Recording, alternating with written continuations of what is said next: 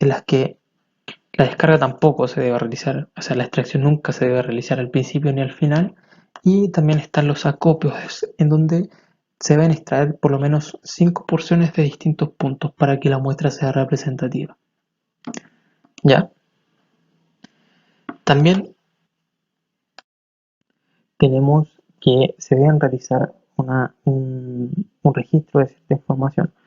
Por ejemplo, en cuanto a la identificación de la obra, se debe registrar la empresa solicitante, el nombre de la obra y la ciudad donde se realiza.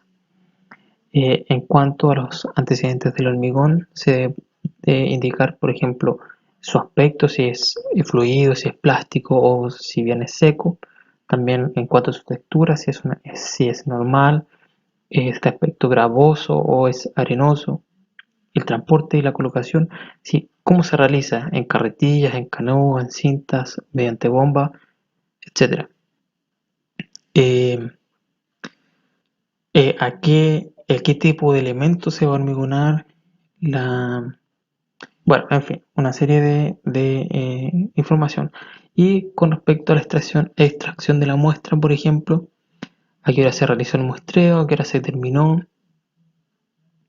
el lugar de la extracción, si es la descarga del camión, es un tramo intermedio junto al elemento que se va a hormigonar. También se debe registrar la temperatura ambiente y la temperatura que presenta el hormigón. Las rupturas que se deben realizar, a los días en los que se debe realizar, perdón. En fin, una serie de información que debe quedar registrada en esto acerca de la extracción de la muestra. La 1017, que establece el procedimiento para la confección, la protección y curado inicial de las probetas de hormigón fresco. También se establece un procedimiento para el transporte desde la obra al laboratorio de las probetas. Bueno, acá se indican los moldes. Tenemos tres tipos de moldes: el cilíndrico, el cúbico, prismático, que generan una probeta de un cilindro, un cubo y una viga. Y el ensayo, la probeta cilíndrica permite realizar el ensayo de compresión y tracción por hendimiento. El cubo permite realizar el ensayo de compresión y el prisma, el de tracción por flexión.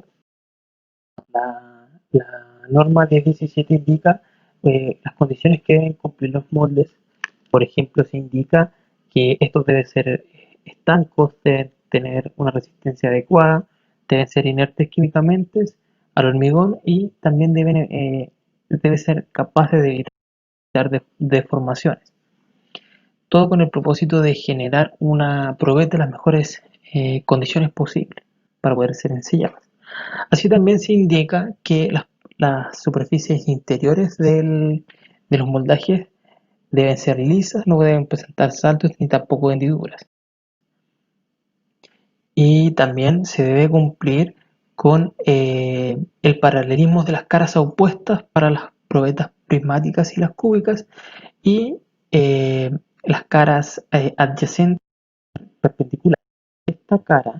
Esta cara, por ejemplo, con esta cara y esta cara deben ser paralelas entre sí. Las caras adyacentes deben formar un ángulo recto siendo perpendiculares. ¿Ya?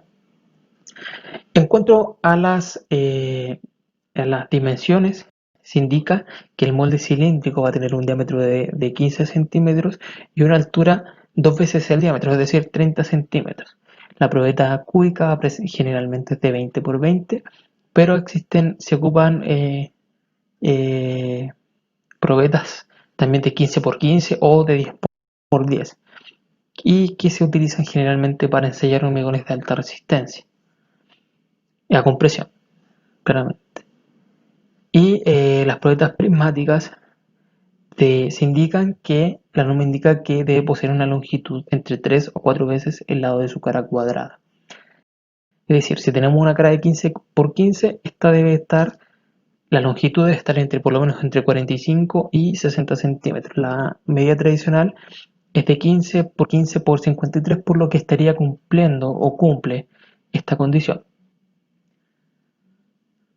Con respecto al acondicionamiento, Del molde, a todos los moldes se le debe aplicar una película generosa de desmoldante, todo con el propósito de evitar la adherencia entre el hormigón y el molde.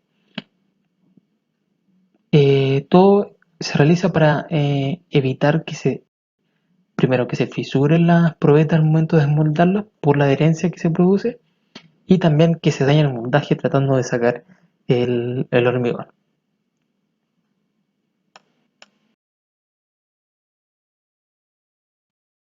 Bueno, en cuanto al hormigonado de las probetas, se indica, bueno, el hormigonado se debe realizar en una parte de la obra que es donde van a permanecer las probetas hasta que sean retiradas por el laboratorio. Y deben estar en una superficie que esté nivelada y que esté principalmente libre de choques o de vibraciones que puedan alterar la probeta, sus dimensiones o cerca o lejos del tránsito de personas, en fin, de tratar de protegerlas lo máximo posible. En cuanto al hormigonado en sí, las probetas, tanto cúbicas y prismáticas, se hormigonan en una capa, mientras que las cilíndricas se realizan en dos capas. La compactación de las probetas va a depender del asentamiento del cono de Abrams. Eh, Asentamientos menores o iguales a 12 centímetros se va a realizar un vibrado y mayores a 12 centímetros va a ser vibrado o apisonado.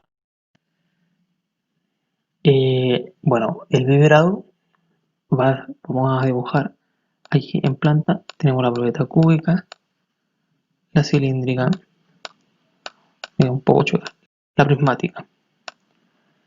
Ya, la probeta cúbica y cilíndrica se va a vibrar en el centro de la probeta, del molde, ya, siempre cuidando de no tocar el fondo. Mientras que la probeta prismática se va a vibrar, perdón, en tres puntos a lo largo del eje. Se supone, la norma indica que deben estar equidistantes. Eso no se logra siempre en la práctica, pero se trata de hacer, se cumple, es muy cercano a cumplirse. Eso.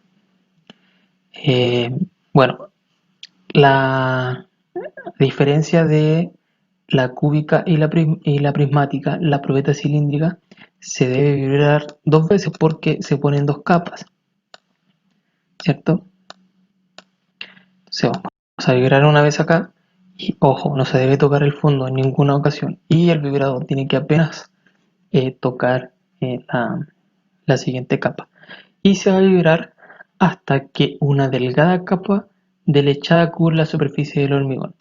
¿Qué es la lechada? La lechada es una tonalidad se ve como una tonalidad grisácea mucho más clara que el hormigón tradicional. Lo van a notar cuando lo ven.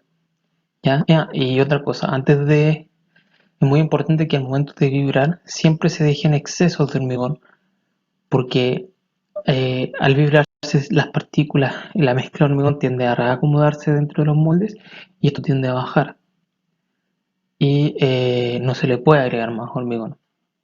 Una vez que están vibrados y ha aparecido la lechada, se deben enrasar con una llana y se identifican.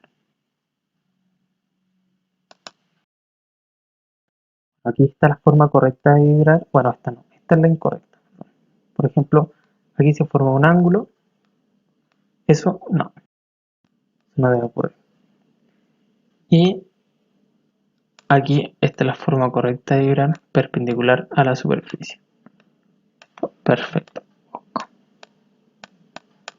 Voy a ponerle una carita. Esta es una carita. No, triste. Ya. Bueno, en cuanto a la protección y el curado de la probeta, la norma indica que se deben dejar sumergido en agua saturada con cal o bien mantener cubierto por todos lados con láminas plásticas, arena, acerrín o arpilleras constantemente húmedas. Láminas plásticas, arena, acerrín, o arpilleras constantemente húmedas. Existen casos extremos donde se debe aplicar calor, dadas las condiciones climáticas, para que no se congele el agua de la mezcla del hormigón. Y bien, en el otro punto extremo, cuando hace mucho calor, se debe aplicar hielo para que el agua no se evapore. ¿Ya? Este es un ejemplo, es la forma de curado inicial más tradicional que existe. Esto corresponde a una obra en el norte del país que se realizó muestras de hormigón y fueron curadas inicialmente con eh, láminas plásticas. En cuanto al transporte, vale mencionar que, bueno, tratar siempre de evitar golpes, tratar de ser lo más prolijo y cuidadoso al transportar las probetas para que sean íntegras, no presenten alteraciones.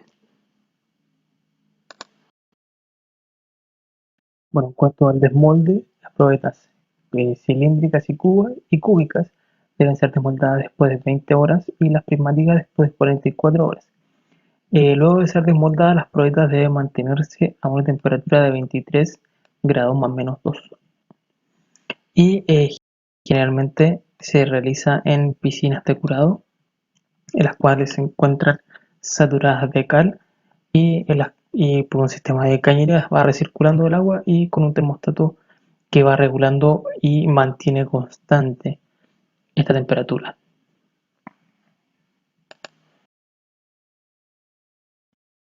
Bueno, por otro lado está la norma 1018 que establece los procedimientos para mezclar, para hacer mezclas de hormigón en ensayos de laboratorio. ¿Ya? Aquí les voy a explicar lo que nosotros hacemos tradicionalmente en el laboratorio, que es, bueno, Don Nanos nos entrega una dosificación donde nos indica la cantidad de grasas a utilizar, la cantidad de agua a utilizar, la cantidad de cemento a utilizar y la cantidad de arena a utilizar. ¿Ya? Nosotros partimos el laboratorio agregando, agregamos la grava y una porción del agua de dosificación a la betonera. ¿Ya? ¿Para qué hacemos esto? Para que la grava se humecte antes de mezclarse con el resto de materiales. ¿Ya? Para evitar que se segregue, para evitar que la grava absorba mucha agua. Entonces, luego de que agregamos la grava y el agua, mezclamos por un rato y vemos hasta que se vea como que la grava ya está húmeda. Luego se agrega el árido fino, que aquí está, que sería arena, el cemento, que aquí está, y el resto de agua de la dosificación. Nunca más agua, ¿ya? Porque eso altera la relación agua-cemento y disminuye la resistencia si se le agrega más agua, ¿ya? Eh, bueno, una vez que se encuentren todos los materiales ya en la hormigonera, esta se enciende y se mezclan durante 3 minutos. Transcurridos estos 3 minutos, se separa la betonera y se deja reposar la mezcla durante 3 minutos más. Es en este momento cuando nosotros verificamos el estado que está teniendo nuestra mezcla. Vemos si está plástica, si está seco, si está muy fluido, en fin, verificamos cómo se encuentra. Y generalmente con una pala vemos cómo está, si se ve segregado o no. Eso es para corroborar el estado en que se encuentra la mezcla. Luego que transcurren estos 3 minutos de espera, se vuelve a encender la máquina y se vuelve a mezclar por otros 2 minutos más. Bueno, una vez que ya han transcurrido estos 2 minutos, nosotros ponemos una bandeja metálica grande que se encuentra previamente humedecida y limpia y vertimos el hormigón acá y se deja en un acopio de hormigón. Y luego realizamos un remezclado manualmente con una pala general. generalmente. Y bueno, eso, ahí ya se encuentra lista la mezcla de hormigón para ser utilizada. Una vez que está lista la mezcla de hormigón, procedemos a hacer el ensayo del cono de Abrams. Esta norma, la 1019, especifica el procedimiento que se debe realizar para determinar la docilidad del hormigón fresco por el método del asentamiento del cono de Abrams. Antes de iniciar, es importante que conozcan dos conceptos, el de asentamiento y el de docilidad. El asentamiento es el descenso que experimenta el hormigón fresco, determinado de acuerdo a esta norma y que sirve como medida práctica de la docilidad. Es decir, el asentamiento le entrega una característica de cuantitativa al hormigón, le entrega un número, ¿ya? Al hormigón fresco. Eso es importante que lo sepan. Y la docilidad es la facilidad del hormigón fresco para ser transportado, para ser colocado y compactado sin que se segregue, ¿ya? Yo creo que esto lo han escuchado hartas veces, la profe siempre lo dice, muchas veces lo dice, así que lo tienen que tener más que claro. Bueno, este es el equipo del cono de Abrams, consta de un cono metálico que no debe presentar deformaciones, no debe presentar remaches y abolladuras. Tiene dos orificios, uno más chico y el otro más grande. El menor tiene un diámetro de 10 centímetros y el mayor tiene un diámetro de 20 centímetros. Tiene una altura de 30 centímetros. Cuenta con dos asas y dos pisaderas. Además se cuenta con una placa base que mide 60 por 40. 60 por 40. También se encuentra una varilla Python que mide 60 centímetros, tiene 16 milímetros de diámetro y tiene una punta redondeada.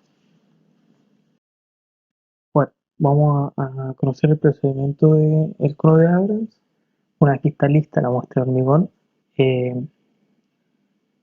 se procede a determinar el asentamiento de la mezcla del hormigón. ¿Claro?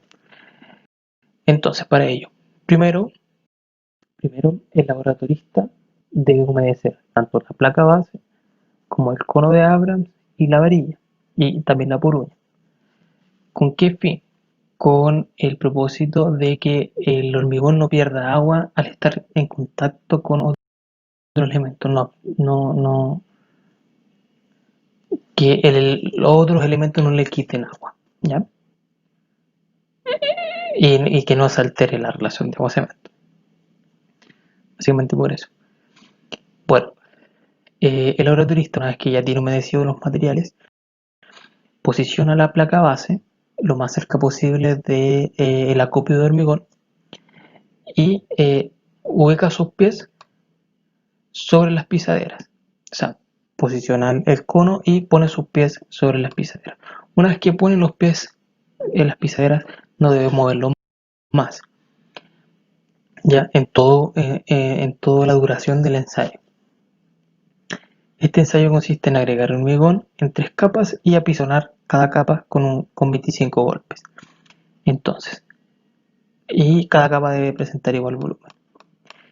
La norma indica que la primera capa se va a alcanzar más o menos a los 6 centímetros. La segunda se va a alcanzar a los 15 centímetros. Oh, 15. Entonces, el laboratorista toma con la puruña una porción de hormigón y la agrega en el molde hasta alcanzar más o menos 6 centímetros. No debe por ningún motivo de tocar el molde con la puruña, o sea, sí, el cono, por ningún motivo debe tocar el cono, porque está alterando el resultado del asentamiento. Esto no debe ocurrir. Si ocurre, se debe realizar de nuevo el ensayo. Se apisona 25 veces. El apisonado debe ser en forma circular y en espiral. La primera capa debe ser, la varilla debe estar inclinada como se ve, por la forma del cono, y se deben aplicar 25 golpes. Se van aplicando, aplicando, aplicando de manera en espiral. Así, de forma de que casi toda la superficie se encuentra apisonada. Luego se agrega la segunda capa hasta una altura más o menos de 15 centímetros y se repite el mismo procedimiento de apisonado con 25 golpes. Y finalmente la tercera capa se realiza exactamente lo mismo, pero cuidando de dejar un exceso porque el apisonado del hormigón va a generar que esto descienda y no se le puede agregar más mezcla. ¿Ya? Eso es muy importante, se debe dejar un exceso importante de modo de asegurar que siempre se encuentre colmado el recipiente. Hay que tener ciertas consideraciones con el apisonado. Nunca, aquí esta figura no está bien, está correcta. Nunca debe tocar el fondo la varilla, nunca. Y cuando, por ejemplo, el apisonado de la segunda capa debe apenas traspasar a la capa anterior. Y la misma condición cuando se realice el compactado de la tercera capa.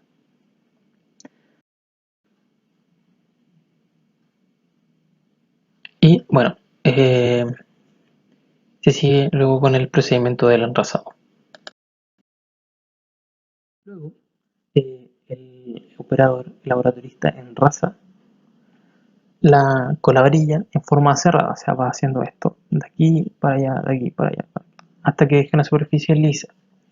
Luego, ¿cómo lo explico? Ya, aquí, supongamos que está la asa, acá, acá. Entonces, el laboratorista pone sus manos acá, pone su mano acá y pone su mano acá y ejerce presión hacia abajo. ¿Ya? ¿Para qué? Para que no se escape el hormigón, ¿ya? Ejerce presión y saca sus pies. No debe mover, una vez que está haciendo presión con las manos, no debe mover esto, ¿ya? Hasta que retire completamente sus pies, se encuentra afuera y ahora viene este paso donde debe levantar el molde, debe ser lo más vertical posible, no se debe inclinar, no debe rotar, nada. Solamente un levantamiento vertical que debe realizarse en un máximo de 7 segundos. ¿Ya? Una vez que se saca el cono, lo invertimos y sobre él ponemos la varilla pisón y registramos el asentamiento. ¿Ya? Esta es la forma correcta en la que debe quedar el cono y se registra la medición acá.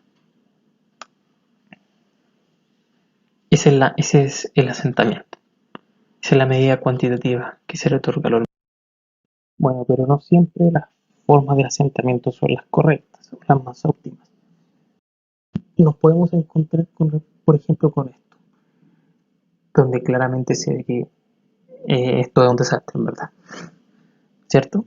Que se ve una desproporción total, no se ve una forma definida del cono y esto ya se tiene que descartar por completo y esto ya no sirve. Ya. Se tiene que hacer el ensayo nuevamente.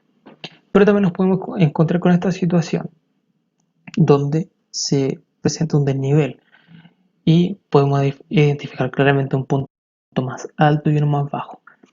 Si medimos la diferencia entre el punto más alto y el más bajo y esta distancia supera los 5 centímetros, este ensayo se descarta. ¿Ya? Chao. Y si esta distancia es menor a 4 centímetros, se realiza la medición y debe ser al centro. Si el ensayo se realiza por segunda vez y vuelve a ocurrir esto, se descarta el hormigón y se indica que no es apto por falta de plasticidad y cohesión. ¿Ya? Les vuelvo a repetir, el asentamiento le otorga una característica cuantitativa al hormigón fresco. ¿Ya? Ese es un factor importante, es relevante. El asentamiento le entrega una característica cuantitativa al hormigón fresco, no se lo olvide nunca. Bueno, y finalmente llegamos a la norma 3113, que indica el ensayo para determinar el escurrimiento del hormigón autocompactante. Bueno, la norma indica que existen dos formas de realizar el ensayo, mediante el cono invertido o el cono mediante una posición normal. También la norma es enfática y indica que estos procedimientos no son equivalentes. Si a mí me indica que se debe realizar mediante el cono invertido, no puedo realizar el ensayo si no es con el cono invertido. No existe otra posibilidad. ¿Ya? Bueno, este ensayo consta principalmente de una placa metálica de 90 por 90 y dos diámetros dibujados en su centro. Uno, si el cono es invertido, de 10 centímetros y uno de 50 centímetros. Y si es en composición normal, será de 20 centímetros y el otro es de 50 centímetros. Ambos elementos deben estar, tanto la placa como el cono deben estar humedecidos antes de realizar el ensayo. Ya, vamos a dibujar acá. Tenemos el cono. Uy, qué desastre. Bueno, tenemos el cono. Se vierte el hormigón y se deja un exceso y se enrasa. Ya. Si existe algún mezcla que se haya caído, existe contaminación, se debe limpiar antes de iniciar el ensayo. ¿Ya? Es importante tener un cronómetro a mano cuando se comienza, porque al momento de levantar el ensayo, el momento de levantar el cono, tenemos que registrar el tiempo desde que se levanta hasta que se alcanza el diámetro de 50 centímetros. Y como les decía anteriormente, al momento desde que se levanta el cono, se debe registrar el tiempo hasta que alcance los 50 centímetros de diámetro. ¿Qué objetivo tiene medir el tiempo? El tiempo se asocia se relaciona a una viscosidad relativa del hormigón, ¿ya? Que a mayor tiempo, mayor será la viscosidad que presente. Y también se asocia a un índice, o se le otorga al hormigón un índice de cohesión visual que permite, o sea, que permite, permite evaluar cualitativamente la cohesión, ¿ya? Sin embargo, esto no permite cuantificar las propiedades del hormigón, ¿ya? Eso. Bueno, el ensayo se tiene que completar en un tiempo de 2 minutos y medio. Una vez que ya se registra el T500, se tiene que esperar que el hormigón se deje de fluir y se mide el mayor diámetro, ¿ya? Con una aproximación de 5 milímetros. Y luego se mide un segundo diámetro con una dirección perpendicular al primer diámetro medido y vamos a tener dos diámetros. Y finalmente el escurrimiento del hormigón será el promedio de los dos diámetros medidos. Vale mencionar y destacar que si la medida de los dos diámetros difiere por más de 50 milímetros, el ensayo no es válido y debe ser repetido. Y bueno, finalmente llegamos al término de esta sesión. Espero que les haya quedado claro los procedimientos de los ensayos. Si tienen alguna duda, estamos disponibles para responderla, yo y cualquiera de los ayudantes, así que no tengan, si quieren preguntar, háganlo. Me hubiera gustado que esto lo hubiéramos visto en el laboratorio porque es mucho más entretenido, más práctico, pero todos saben las condiciones que están pasando. Eso, espero que se encuentren bien y saludos a todos.